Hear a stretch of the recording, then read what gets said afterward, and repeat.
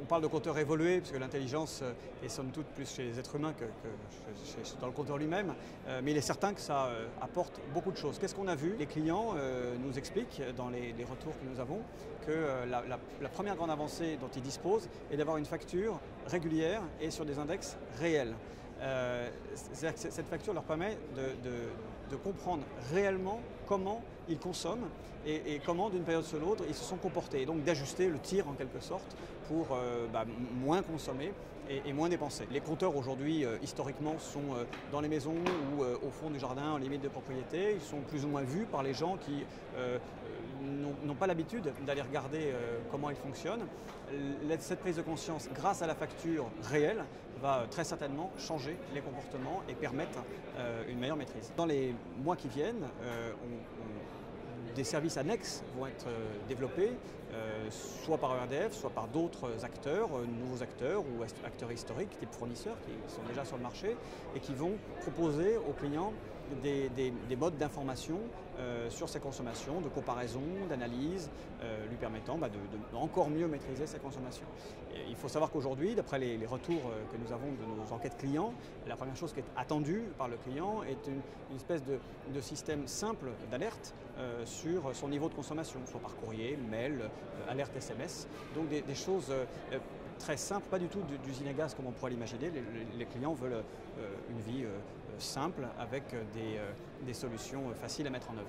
Aujourd'hui, on en est vraiment au démarrage de ce que va permettre Linky. On a donc validé qu'il fonctionnait, que le système était communicant, qu'on était capable de remplacer massivement des compteurs. C'était la preuve qu'on nous demandait, on l'a apporté.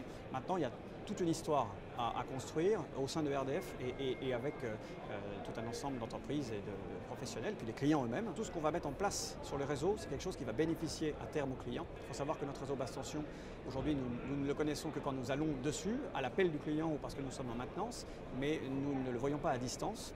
Et donc, nous ne connaissons pas, par exemple, l'état de charge des transformateurs, l'équilibrage des phases sur le réseau, ni l'état des coupures sur le réseau basse tension, ce qui fait que nous intervenons toujours, on va dire, avec un temps de retard sur le réseau basse tension, contrairement au réseau moyenne tension, qui est l'autre partie du réseau que nous exploitons et sur lequel nous intervenons en direct parce que nous le voyons en direct en permanence. Nous allons en fait coloniser le réseau basse tension et le maîtriser aussi bien que nous maîtrisons aujourd'hui le réseau moyenne tension. Le client, donc, au final, aura une électricité plus disponible, donc moins de coupures ou des coupures moins longues, et une électricité d'un niveau de tension plus régulier.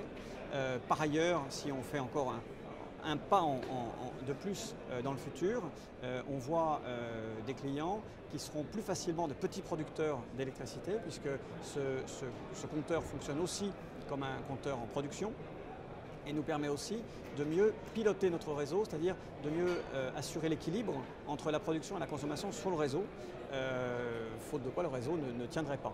Donc c'est un point essentiel pour permettre le développement des énergies renouvelables. Enfin, on voit aussi de grandes opportunités, les grandes opportunités que permet ce compteur pour le véhicule électrique, puisque la présence de ce compteur va nous permettre de mieux gérer l'arrivée massive attendue de véhicules électriques qui vont se brancher sur le réseau existant, qui, en l'état actuel des choses, ne serait pas capable d'assumer des appels massifs de tout un tas de particuliers qui, arrivant chez eux le soir à 19h, viennent tirer de l'électricité pour recharger leur véhicule. Le compteur, par toutes ses fonctionnalités, permet de lisser cette charge et donc d'accueillir le développement attendu des véhicules électriques dans les quelques années qui viennent.